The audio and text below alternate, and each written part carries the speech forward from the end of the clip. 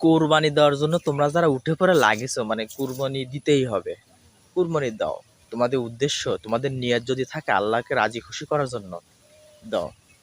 আর যদি নিয়ত যদি থাকে যে জনগণ মানুষকে সমাজের লোককে দেখানোর জন্য, তাহলে সেই কুরবানি দিও না, সেই কুরবানি দেওয়ার দরকার নাই। জনগণ দেখানো কুরবানি দিবা, এটা দরকার নাই। আর যদি আল্লাহকে যদি রাজি খুশি করার জন্য হয়, তোমার নিজের থেকে যদি কুরবানি দিতে চাও, তাহলে কুরবানি দাও।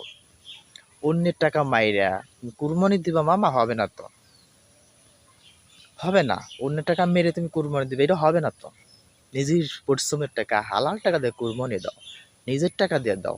অন্যের টাকা দিয়ে মেরে তুমি কেন কুরবানি দেবা? তোমার কেন তোমার এই সওয়াবের কাজটাই তুমি গুনার কাছে পরিণত করে নেবা?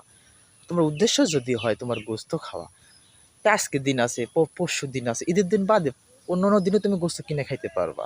ঈদের দিনে যে গোস্ত খেতে হবে বা সমাজের লোকে দেখাতে হবে, এমন কুরবানি দিও না, ঠিক আছে? হালাল টাকা দিয়ে কুরবানি দাও, হারাম টাকা দিয়ে কুরবানি কখনো দিও না।